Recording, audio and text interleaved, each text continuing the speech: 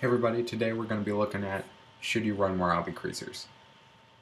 Um, Now this is something that's a little different than strength because this actually has a big effect on the game.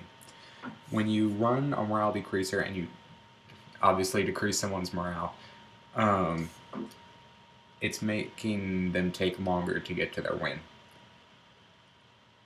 But there is a little bit of selectiveness that you need to have when running these decreaser cards. And one thing I'm going to say right now, don't run the Black Plague. It hits for a lot, but that's all it does. Generally, it's better to have something, a decreaser card, that also damages in another way. You don't want to run a high consistency, because that'll muddle your morale getting. Plus, it's easy to reverse. Most of them are anyway.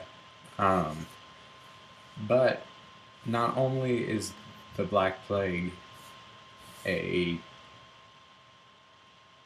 singular use card, but it's also not an interrupt. So it takes part of your turn to damage your opponent, so you're not building up on yourself. What you need to do in this situation is run decreaser cards that are interrupt speed. So if someone's about to win or about to reach their morale deficit, you can remove that morale so they can't win in their expected time. Because a lot of planning happens in in the amount of time for the that it would take to win.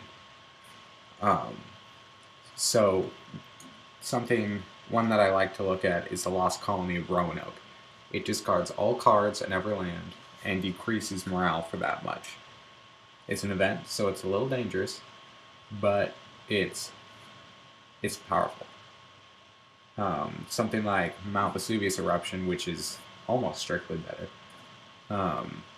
Actually, it is strictly better because it's destroying the land and it's taking an extra morale point off.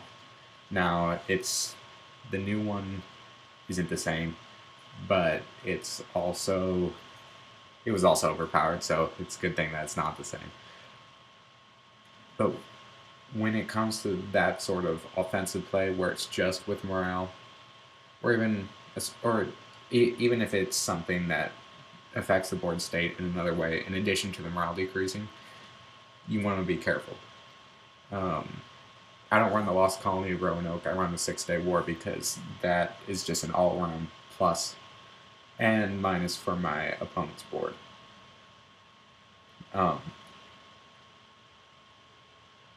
So you need to kind of differentiate between just which morale decreases you're playing, really which offense cards you're playing.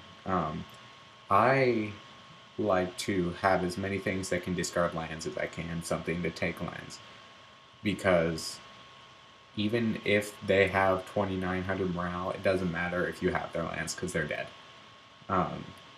So yeah, I hope this helps, and catch you next time.